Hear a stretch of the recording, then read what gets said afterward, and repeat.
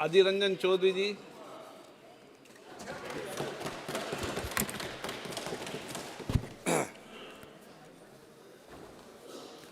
Sir, I rise to dwell on the motion of thanks on presidential address, which is consisting of 32 pages and 39 paras, according to the Article 87/1 of our Constitution. Sir,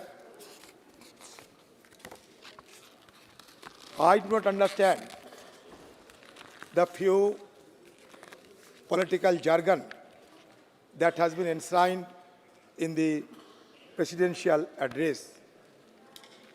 First of all, what is called Viksit Bharat? What does it mean by Viksit Bharat? I don't have any distinct idea of it.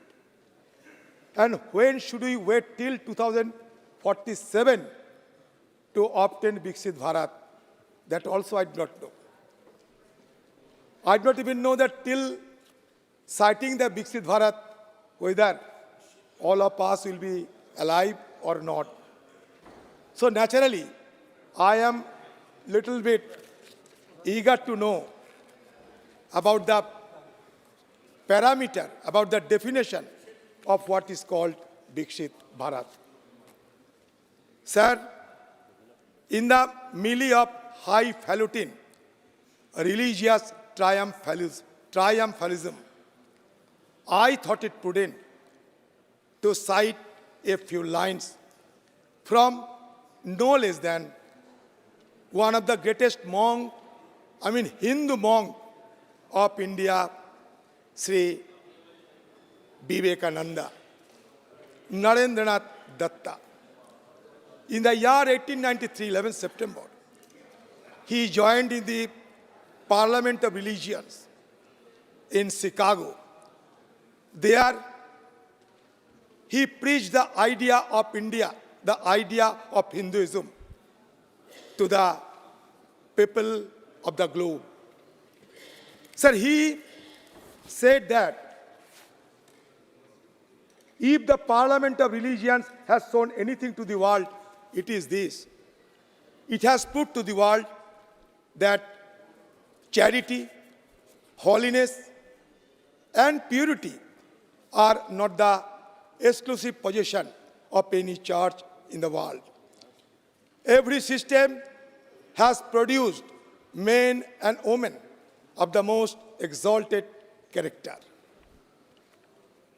In the face of this evidence, if anyone dreams of the exclusive survival of his own religion and destruction of every religion will soon, I pity for them from the bottom of my heart and point out to them that upon the banner of every religion will soon be written in spite of the resistance, help, not fight, assimilation, not dissension, peace and harmony, not destruction.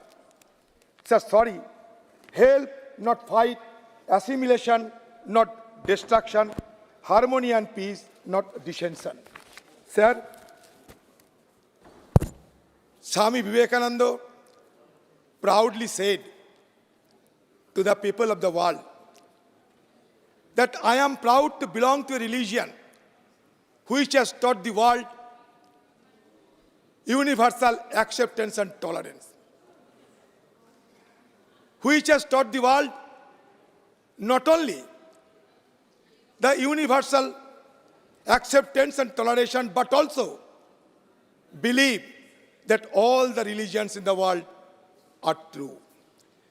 I am proud to belong to the nation which has sheltered all the persecuted religious persons and refugees to these nations. Sir, that is the country that we have inherited. Sir, now the situation has been turning in such a rapid manner that it has been created some sorts of apprehension and fear among the minority populations of our country.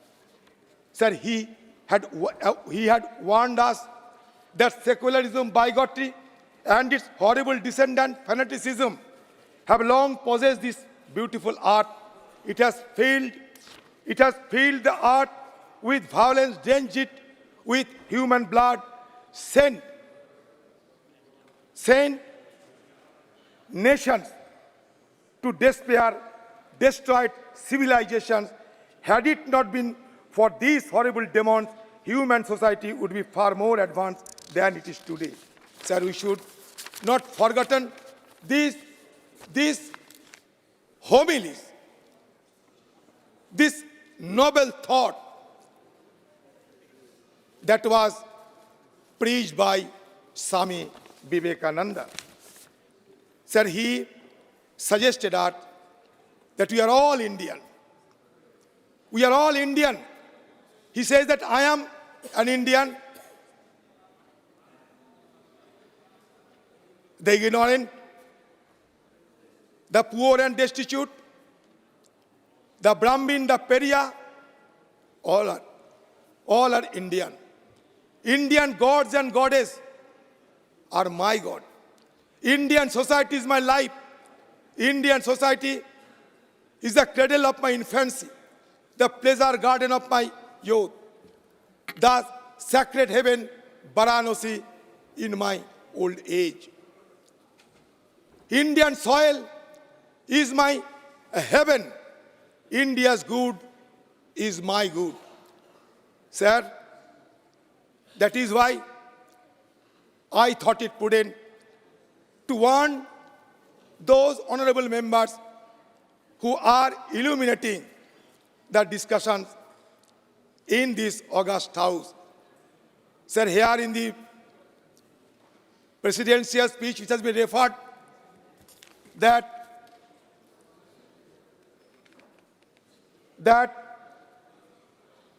the new parliament building, magnificent building, has been constructed at the beginning of Azadi Ka Amrit Kal. Sir, I am in agreement with my sister from Bengal, who has very distinctly stated in a sorrowful manner also that hundreds of our MPs have been expelled from this august house for the reason best known to the government. Sir, I would urge upon you, sir, that the house, the august house, should not be turned.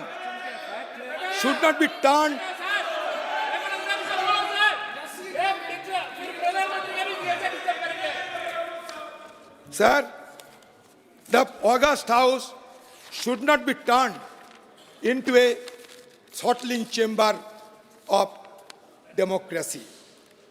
So the reason behind it, that parliament means a panchayat of debate, discussion, disagreement, and dissent.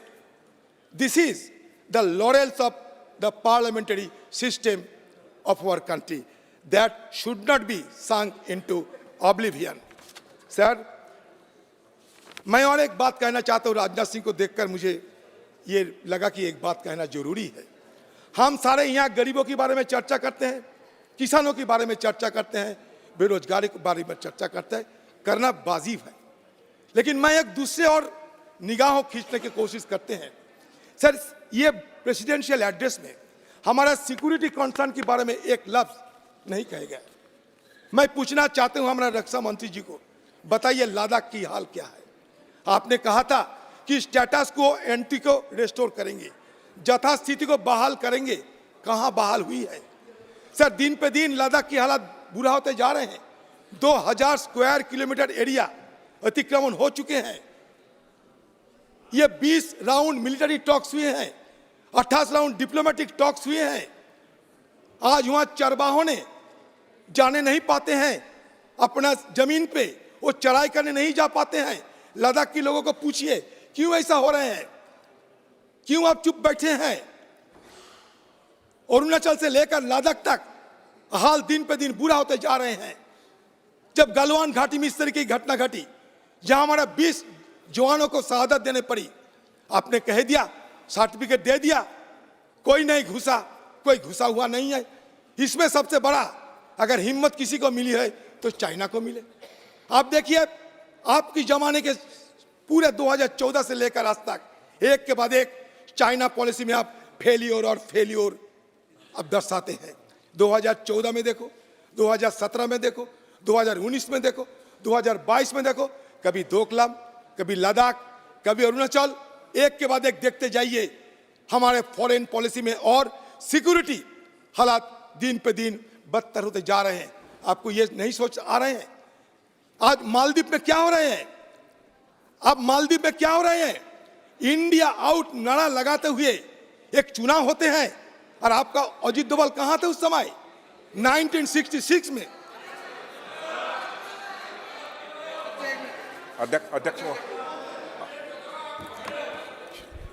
अध्यक्ष महोदय, श्री अधीर रंजन जी चौधरी ने चूंकि मेरा नाम लिया है इसलिए मैं खड़ा हुआ हूं। जो कुछ भी इन्होंने कहा है चीन के संबंध में और साथ ही साथ भारत और चीन बॉर्डर एलएसी के संबंध में जो कुछ भी कहा है उससे मैं पूरी तरह से असहमति व्यक्त करता हूं, उसको मैं कंडेम करता हूं। और कभी इस पर यदि आप चर्चा की अनुमति देंगे तो मैं अपनी बात उस पर मैं रखूंगा। चीन पे चर्चा नहीं होते, चीन पे सवाल नहीं लेते सर। सर मैंने आपसे इजाजत लिया था, सर मैंने आपसे इजाजत लिया था कि मैं सिर्फ पॉलिसी में बात करूंगा सर, और कुछ नहीं। राजनाथ सिंह जी, पिछले कई सालों से बार बार हम लोग गुहार लगाते आते हैं कि चाइना के बारे में चर्चा हो, चर्चा हो, चर्चा हो। चाइना आज स्टिंग ऑफ पाल की चलते हमें घेरेबंदी कर रहे हैं। आपको ये नहीं देख पाते हैं आप? अरे मालदीव हमारा हाथ से निकल जा रहे हैं। मिनी कॉय से 70 नॉटिकल किलोमीटर दूर में है मालदीव। आपको 8 डिग्री चैनल की पता है? 8 डिग्री चैनल मिनी कॉय से मालदीव के अंदर चलते हैं। लक्षद्वीप से मिनी कॉय के अंदर 9 डिग्री चैनल, और मिनी कॉय से मालदीव 8 डिग्री चैनल। भूगोल आप देख लीजिए। हमारे लाइन, हमारे सी लेन ऑफ कम्युनिकेशन जिसको कहता है स्लॉक, एक तरफ हरमुज, एक तरफ मलक्का, अरे एक तरफ हरमुज, एक तरफ मलक्का। अध्यक्ष महोदय, मैं gulf of Aden. Please please please please please अध्यक्ष महोदय, मैं इस सदन को आश्वस्त करना चाहता हूं कि भारत अब यह कमजोर भारत नहीं रहा है। भारत अब यह ताकतवर भारत बन गया है।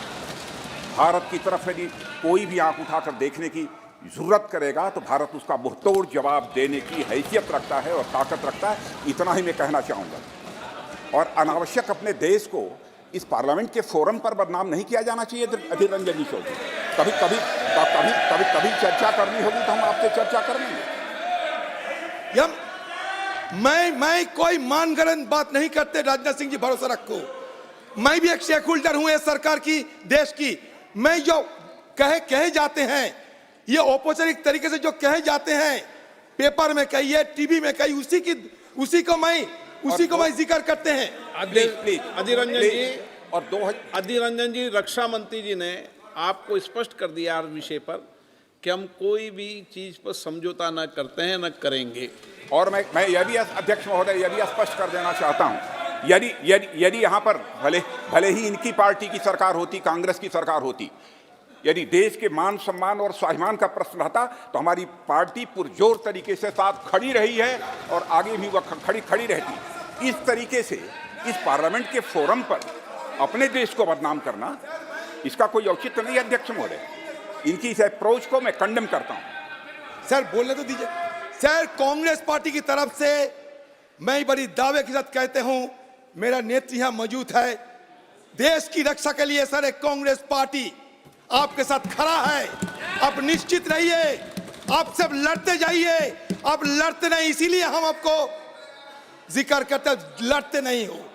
आपको लगता है डरपोक होते जा रहे हैं, इसलिए हमें चिंता हो रहे हैं। आप लड़ते जाओ, मैं नहीं, सारे देश आपके साथ खड़ा होंगे।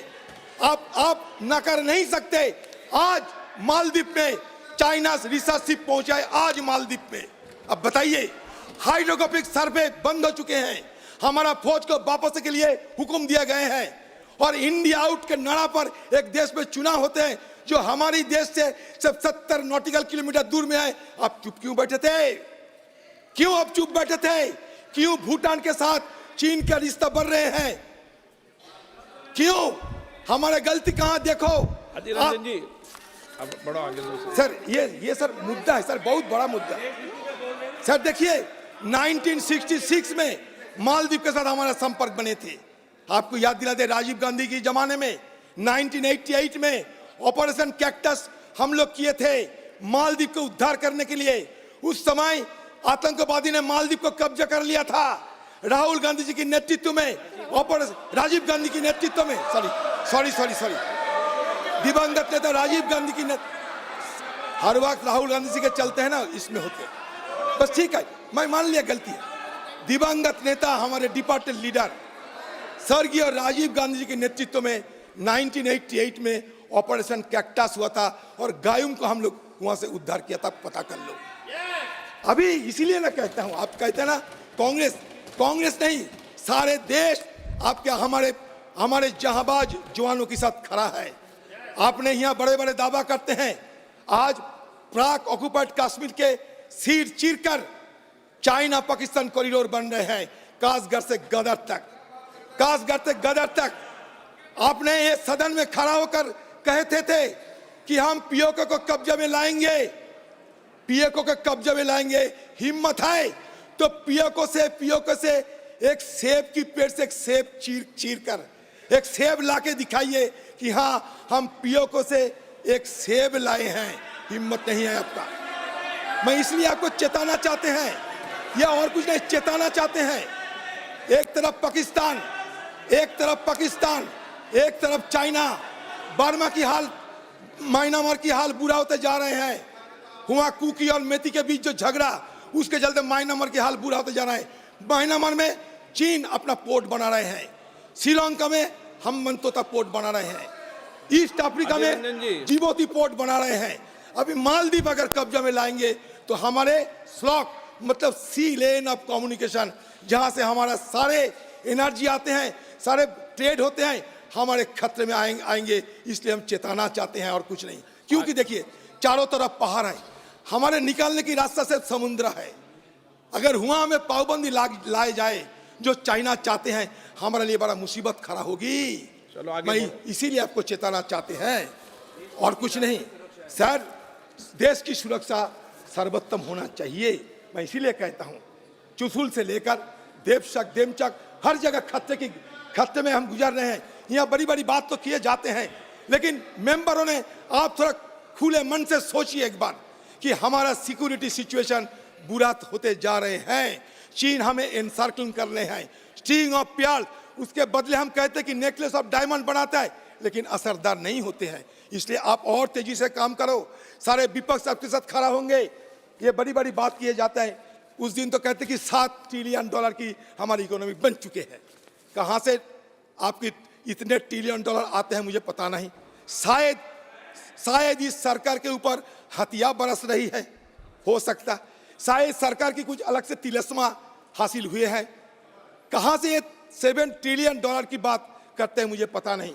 मैं एक बात कहना चाहते हैं, लोगों को गुमराह करने के लिए 5th इकोनॉमी 3rd इकोनॉमी बताए जाते हैं, लेकिन आप बताइए पर कैपिटा हमारे देश में पर कैपिटा जीडीपी क्या है? आप बताइए पर कैपिटा जीडीपी क्या है हमारा देश में? आज 2023 में पर कैपिटा जीडीपी $2600।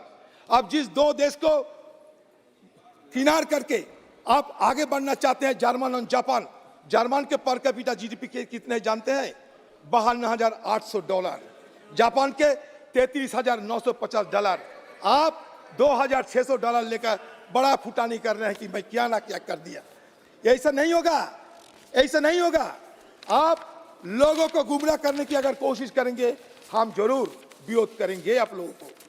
देखिए ये बड़ी जोर शोर से हमारे देश में अभी चुनाव की तैयारी कर रहे हैं सत्ता पक्ष। इसमें कोई गलती नहीं है। देखिए मैं याद दिलाना चाहता हूं सारे हिंदुस्तान के लोगों को, 2014 साल में चुनाव हुआ था। उस समय लोगों को बरगलाने के लिए ये कहे गए थे कि अच्छा दिन लाएंगे। 25 लाख हर लोग की जेब में 15 लाख रुपया हम बाहर से काले धन लाकर हम देंगे। चुनाव खत्म हो गए, सत्ता में आ गए। सत्ता में आने के बाद आपका नेता कह रहे हैं कि ये चुनावी जुमला है। दूसरी बारी आ गया 2019 में, पुलवामा में हमारे 60 जवान शहीद हुई। वहां के गवर्नर मालिक साहब ने कहते थे कि वहां के सरकार की लापरवाही से हमारे जवान शहीद हुई थी। मैं नहीं, मालिक साहब गवर्नर कहते थे। उसके बदले में आप बालाकोट में हमला किया। सारे देशवासियों के अंदर एक जोश पैदा हो गया कि हमारे देश बदला ले रहे हैं, लेकिन उसके बाद हमें कोई जानकारी नहीं मिला। क्या हुआ ना हुआ कोई जानकारी नहीं मिला। हमें चश्मदीद गवाह के साथ ये देख पाए हैं कि हमारे एक मिग 21 को वहाँ क्रैश होने देखा। हमारे एक C-17 हेलीकॉप्टर को हम लोग तबाह होते देखा फ्रेंडली फायर में।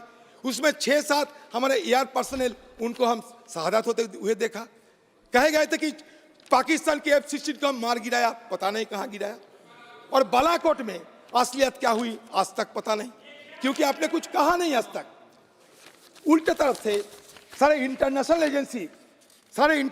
एजेंसी कहते हैं कि बालाकोट में ऐसा कोई सीरियस कॉन्सिक्वेंसेस कुछ नहीं हुई।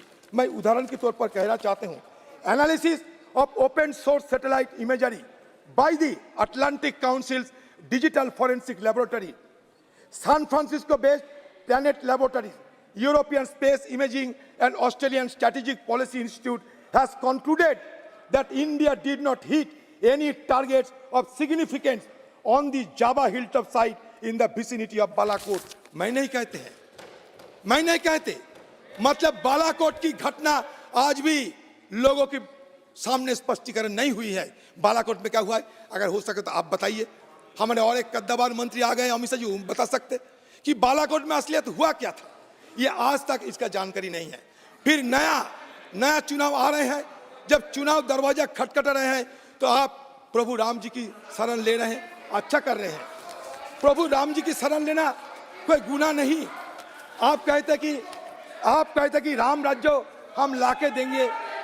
देखिए महात्मा गांधी को जिस दिन गोली से भून दिया गया था नाथुराम गौडसे नामक एक व्यक्ति द्वारा, उस दिन भी महात्मा गांधी देहांत लेते हुए उस समय कहा था, हे राम।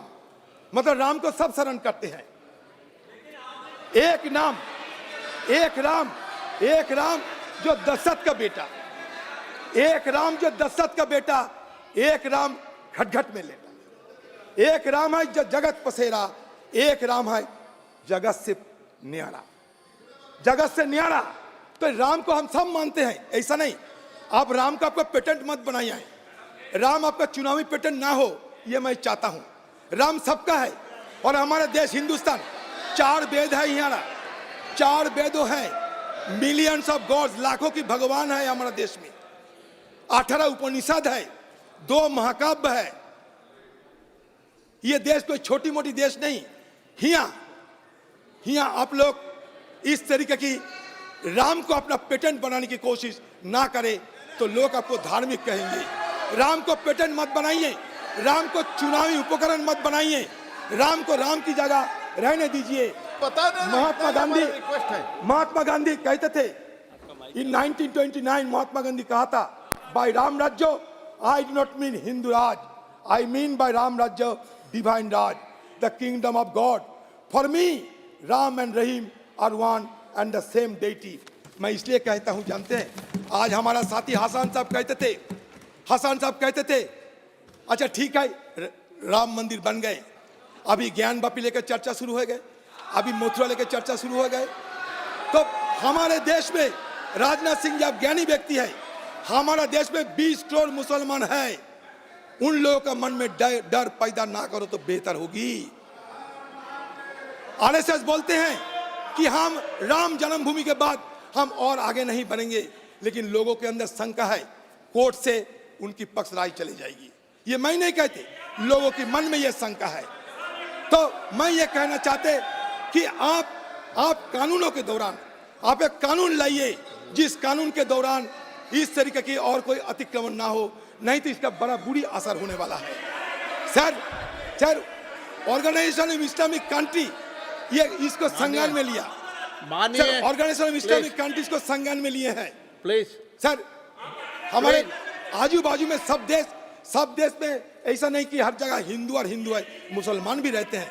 उनको मन में पीड़ा हो, ऐसा काम ना करे तो देश के लिए बेहतर होगी। मैं सबको अच्छा सलाह देना चाहते हैं और कुछ नहीं, मैं अच्छा सलाह देना चाहते हैं कि ये हमारा फर्ज बनते हैं सरकार को अच्छा सलाह देना। सर मैं ये सरकार को और एक बात करना चाहते हैं कि ये कहते हैं कि हम बड़ा तरक्की कर रहे हैं, लेकिन 2023 के रिपोर्ट के मुताबिक ग्लोबल हंगर इंडेक्स में 111 नंबर स्थान पे हम आ पहुंचे। अच्छा, दूसरी बात, ये भ्रष्टाचार के खिलाफ करने वाला सरकार है, लेकिन करप्शन परसेप्शन इंडेक्स 2023 में कहे जाते हैं कि India ranks 93 out of 180 countries in the corruption perception index. Least happy nation, जिस देश में सुख नहीं है, जिस देश में दुख ज्यादा है, उसको कहते हैं कि least happy nation. Least happy Nations in the world out of 136, India rank 126। ये मान के चलो। पर कैपिटा इनकम सारे दुनिया में 197 देश के अंदर पर कैपिटा इनकम में हमारा हालत क्या है जानते हैं? 142। लोगों को कहिए कि भाई जेब में हाथ करके रखो और कहो कि मोदी तुमको क्या दिया, बीजेपी सरकार ने क्या दिया। जेब में हाथ रख के कहो। आज तक आपको हिम्मत नहीं हुई पर कैपिटा एक्सपेंडिचर की आंकड़ा पेश करने के लिए, हिम्मत नहीं हुई आपका ये हिम्मत नहीं हुई। वर्ल्ड प्रेस फ्रीडम इंडेक्स कहते हैं आउट ऑफ 180 इंडिया स्टैंड 161। मतलब हमारा देश में मीडिया वालों को आज़ादी नहीं है, दिन पे दिन वो आज़ादी खतरे में जा रहे हैं। तो एक डेमोक्रेसी को बचाने के लिए मीडिया को आज़ादी चाहिए, लोगों को आज़ादी चाहिए। सारे देश में हर समुदाय के लोगों के बीच एक शांति की माहौल, एक निश्चित जिंदगी की माहौल बनाना चाहिए। अगर ये आप ना बना पाते तो देश आगे नहीं जा पाते। सर, हमें बहुत कुछ करना है। हमें राजीव जी कहते थे कि हमारे देश में एक मॉडर्न इंडिया होने के लिए हमें इंफॉर्मेशन टेक्नोलॉजी की क्रांति करना चाहिए। वो करके दिखाइया। वो कहते थे मेरा भारत महान, और मेरा भारत महान के चलते उन्होंने अपना रास्ता अपनाते हुए देशवासियों को भरोसा दिया था। मैं उनका एक कोट करना चाहते हैं, we cannot and will not rest until we have owned true Swaraj for the hungry and spiritually starving million। Rajiv ji ये कहते थे। जवाहरलाल नेहरू कहते थे culture is the soul of a nation, it is what makes us who we are and gives us a sense of identity. यही हमारा देश की परंपरा होते हैं। ये परंपरा को हमें बचा के रखना चाहिए। मैं मालदीव की बात करते थे तो आपने चिल्लाने लगे, लेकिन मालदीव की हालत आप देखो। उसके साथ साथ हमारे आजू बाजू में और एक छोटी सी एक अग्निवीर के बारे में भी आप दोबारा सोचिए। ये अग्निवीर के चलते नेपाल के साथ हमारा रिश्ता खराब होते जा रहे हैं। 1947 में ट्राइपार्टाइट एग्रीमेंट हुई थी ब्रिटिश, इंडिया और नेपाल के साथ कि उनकी देश के जवानों को हम अपने फौज में रख सकते, हम अपने फौज में भर्ती करा सकते। लेकिन अग्निवीर के चलते उन लोग थोड़ा परेशानी में है। हमारे काला पानी के लेकर नेपाल से थोड़ा टकराव भी है। चीन चाहते हैं नेपाल के अंदर घुसने के लिए, आप सतर्क रहिए। मैं सब चेताना चाहते हैं, भूटान, नेपाल सब हमारे पड़ोसी देश है। बांग्लादेश में सबमरीन डिप्लोमेसी हो रहे हैं। म्यांमार में कालियापो एक पोर्ट बना रहे हैं। श्रीलंका में हम्मनतोता बन चुके हैं। पाकिस्तान में गदर बन चुके हैं। हम कहाँ जाए? चारों तरफ घेरेबंदी में फंस रहे हैं। मैं मानता हूं आप जरूर प्रयास करते हैं, लेकिन कुछ ठोस कदम उठाने से हमारा लाभ होगी। इसीलिए मैं आपको ये सलाह देना जरूरी समझा और इसलिए सलाह आपको दे रहे हैं। मैं सर ये बात कहते हुए मैं ख़त्म करना चाहते हैं। सर, मैं जानता हूँ अब समय काफ़ी कम है। देखिए, बात यह है कि हमारा देश में सब धर्म के लोग हम मिल के रहें, यही हमारा मकसद है। एक मिनट, एक शाहिर ने कहा था, काबे में रहो या काशी में, निस्बत तो उसी की बात से है। तुम राम कहो या रहीम कहो, मकसद तो उसी की जात से है, ये मान के हम चले। और मैं परशुराम शुक्ल को उनकी एक कविता यहाँ उल्लेख करना चाहते हैं। धरती से सीखा है हमने सबका बोझ उठाना, गगन से सीखा है हमने ऊपर उठते जाना, सूरज की लाली से सीखा जग आलोकित करना, चंदा की किरणों से सीखा सबकी पीड़ा हरना, पर्वत से सीखा है हमने दृढ़ संकल्प बनाना, और नदी से सीखा है हमने आगे बढ़ते रहना, सागर की लहरों से सीखा सुख दुख को सह जाना, तूफानों ने ये सिखलाया आफत से टकराना। हम आफत से टकराएंगे, हम आगे बढ़ेंगे और देश को आगे ले जाएंगे। और जहां जहां खामियां देखेंगे, चाहे इस पार हो कहां कोई रहे, हमें कोई परवाह नहीं, क्योंकि अगले बार आप इधर रहोगे, हम उधर रहूंगा, ये मान के अब चलो। सर धन्यवाद सर। मैं राष्ट्रपति शासन जी की ये भाषण में, राष्ट्रपति शासन जी की जो भाषण, राष्ट्रपति शासन जी की ये भाषण, ये राष्ट्रपति जी की भाषण नहीं रही, ये एक इलेक्शन मैनिफेस्टो बन गया बीजेपी पार्टी की। तो मैं ये इलेक्शन मैनिफेस्टो की विरोध करते हुए अपना वाणी को विराम देता है। नमस्कार। सतीश किरण जी, मैं सिर्फ इतना कहना चाहता हूं, आदिर जी, ये पार्लियामेंट सेशन खत्म होने के बाद मैं आपको एक प्रपोजल देता हूं।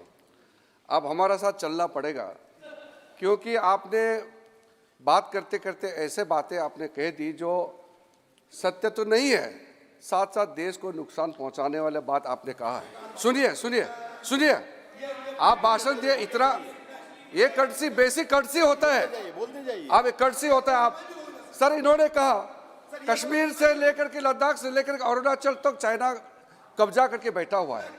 आप एक लीडर होकर के इस तरह का बातें करना इस सदन में, आप जो भी जमीन चाइना बैठा है वो कांग्रेस के समय में कब्जा करके बैठा है।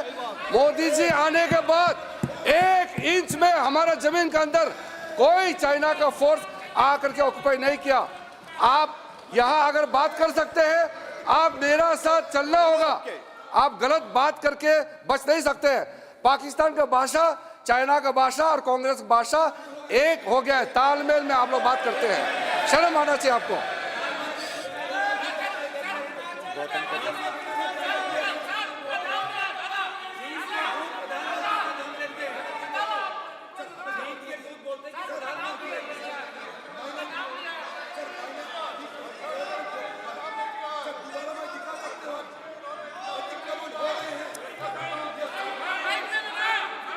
हाँ क्या मैंने कहा अतिक्रमण करने का कोशिश हो रहे हैं। लद्दाख से अरुणाचल चाइना ने 3340 किलोमीटर बॉर्डर में अतिक्रमण करने की कोशिश हो रहे हैं। ओके जो हो बोल दिया ना इन्होंने, अपनी बात कीजिए।